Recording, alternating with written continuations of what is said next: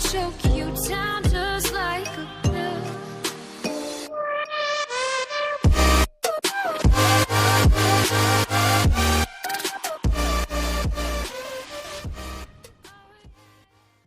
Hey guys and welcome back to cosmic ghost rider. तो पिछले episode में आपने थैनोस की काफ़ी सारी कहानियां सुनी होंगी। फिर लास्ट में आपने देखा कि घोस्ट राइडर वलहाला पहुंच चुका है। यहाँ से उसकी लाइफ की एक नई शुरुआत होने वाली है। चलिए इससे पहले घोस्ट राइडर की बैक स्टोरी एक बार फिर से दोहरा लें। वो एक सोल्जर रह चुका है, फिर उसकी फैमिली मारी गई। तब उसने पनिशर के नाम से आतंकवाद के खिलाफ एक जंग छेड़ी, लेकिन थैनोस से लड़ता हुआ मारा गया।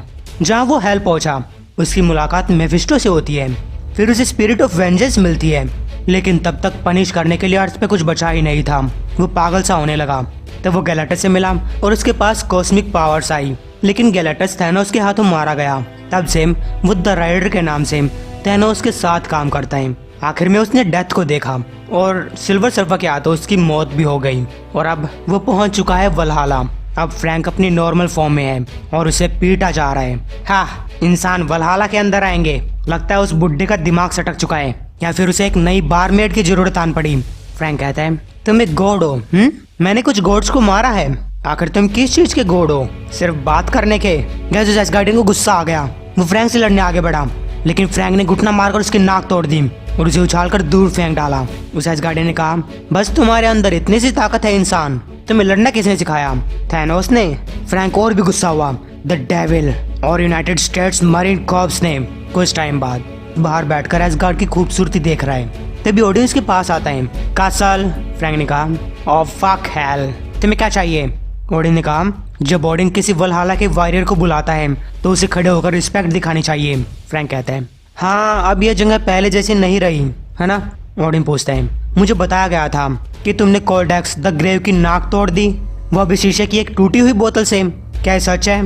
फ्रैंक पूछता है, ये कोल्डेक्स वही है ना जो हर चीज में अपनी नाक घुसेड़ता रहता है और लड़ाई में बच्चों को मारने की अपनी कहानी सुनाता है। ऑडियंस गुस्सा हुआ, तुम्हारी हिम्मत कैसे हुई? कोल्डेक्स द ग्रेव निफ्लियाम के ऑर्फन हॉर्ड्स के साथ लड़ा था, जिसके कायर जनरल आर्मी के पीछे छुपे हुए थे। हालांकि उस आर्मी में कुछ बच्चे भी थे। फ्रैंक कहता है, हाँ मैंने उसी की नाक तोड़ी है। हालांकि मैं उसे मारना चाहता था, लेकिन फिर मुझे पता चला कि यहाँ पे किसी को कोई मार नहीं सकता। हालांकि अगर तुम किसी की नाक तोड़ देते हो तो उसकी बेइज्जती तो हो ही जाती है। ऑडियंस को थोड़ा बुरा लगता है। देखो कासल, एक टाइम ऐसा हुआ करता जब मैं तुम्हारी इस गंदी भाषा का जवाब देने के लिए तुम्हें एक जंगली सुअर बनाता, जहाँ मेरे कौवे तुम्हारी आंखें तब तक खाते जब तक एसगार्ड के अंदर 7 रैग्नारोक्स नहीं बीत जाती। लेकिन मैं थक चुका हूँ, और सच कहूँ तो कोल्डेक्स द ग्रेव एक छोटा मोटा गोड ही है और उसकी इतनी हैसियत नहीं है कि उसके पास एक नाक होनी चाहिए। तो बताओ मुझे, तुम इस वलहाला से इतनी नफरत क्यों करते हो? तुम मेरे मुंह पे क्यों थूक रहे हो, जबकि मैं स्पेस टाइम के फैब्रिक को तोड़कर एक डेड टाइमलाइन से तुम्हें यहाँ पर लेकर आया हूँ। तुम्हें अपने तोहफे के ऊपर इतना गुस्सा क्यों आ रहा है? फ्रैंक कुछ रुकता है और उसने कहा, मैंने तुमसे कहा था मेरी मदद करने के लिए। मैंने तो तुमसे नहीं कहा कि मुझे स्टूपिड से हेवन चाहिए, और ना ही मैंने तुमसे कोई रिवार्ड मांगा। गाइस, ये तो वही बाबा के ढाबा वाली बात हो गई, जबकि मैं अर्थ पे वो कर रहा था जो कि मैं अक्सर करता रहता हूँ। सब कुछ सही करने का एक ही तरीका था। मैं अपने आप से कहता कि मेरी बारी भी आएगी, कोई मुझे भी सजा देगा, लेकिन मेरी बारी कभी नहीं आई। ना ही मैंने अपनी सोल सबसे खतरनाक डेविल को बेच दी। फिर भी मुझे दूसरा मौका मिलता है। मैं थैनोस के साथ घूमा, फिर भी तुम मुझे वलहाला में लेकर आए। मुझे एक तोहफा दे रहे हो? वेल, मेरी फैमिली मर चुकी है। तुम स्पेस टाइम को तोड़कर उन्हें तो यहाँ पर नहीं लेकर आए, और फिर मुझसे पूछ रहे हो कि मैं तुम्हारे मुंह पे क्यों थूक रहा हूँ? ऑडियंस कहता है, चलो मेरे साथ। मैंने तुम्हें वलहाला लाने के लिए इसलिए चुना क्योंकि तुम एक टाइप की वॉरियर हो, और मुझे भी ये बात महसूस हुई, लेकिन उस हैमर ने तुम्हें मार डाला। हालांकि अगर तुम यहाँ पे नहीं रहना चाहते तो मैं तुम्हें फोर्स नहीं करूंगा। तुम्हें देखकर मुझे एसगार्ड की एक पुरानी कहावत याद आ रही है। मुझे लगता है कि ऐसी है, भाड़ में जाओ तुम और तुम्हारा वो घोड़ा जिसकी तुम सवारी करते हो। कैसे फ्रैंक कासल ने देखा कि उसके सामने उसकी कॉस्मिक पावर मोटरसाइकिल खड़ी थी। वो चौंक गया। मैं कुछ समझा नहीं, तुम इसे यहाँ पे कैसे लेकर आए? ऑडिन ने कहा, मैं ऑडिन हूँ। अगर मुझे कोई चीज़ चाहिए तुम मेरे पास आ जाती है। तुम वलहाला में रहना डिजर्व नहीं करते। तुम्हें यहाँ शांति नहीं मिल रही, और मुझे लगता है कि तुम्हें कभी मिलेगी भी नहीं। अगर तुम्हें ऐसा लग रहा है कि तुम अपनी पूरी जिंदगी कोई बदला लेने में गुजारना चाहते हो तो यही सही। मेरे पास वो मैजिक है जो तुम्हें किसी भी टाइम और किसी भी जगह पहुंचा सकता है। तुम बस बोलो और तुम वहां पहुंच जाओगे, लेकिन तुम्हें अपना रास्ता अभी डिसाइड करना होगा। मैं जल्दी से जल्दी इस गलती से अपने हाथ साफ करना चाहता हूँ। फ्रैंक कासल ने पूछा, क्या मैं बनकर रहूँगा? क्या इस टाइम मेरा दिमाग, मेरी याददाश्त मेरे साथ होगी? ओडिन कहता है, मैं तुम्हें फिर से पहले जैसा बनाने की पूरी कोशिश करूंगा, लेकिन ये बात समझ लो, जो ताकत मैं तुम्हें वापस लौटाने वाला हूँ वह एक इंसानी दिमाग सहन नहीं कर पाएगा, यहाँ तक कि तुम भी नहीं। फ्रैंक असल ने कहा, नहीं, मैं पहले भी उस रास्ते जा चुका हूँ, मैं कोई पागल नहीं बन जाऊंगा।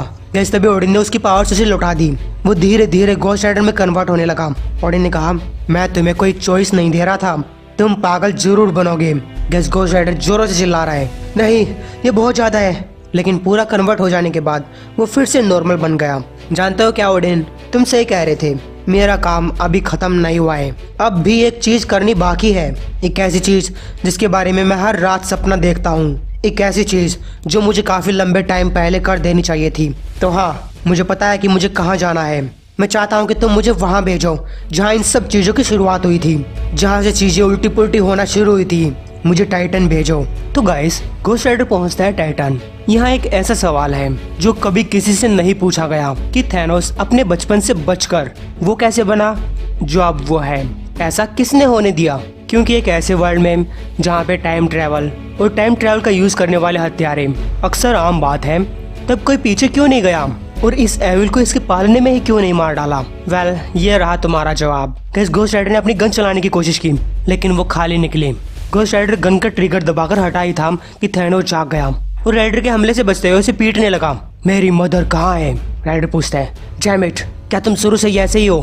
थैनोस ने कहा, तुम कौन हो और तुम्हें क्या चाहिए?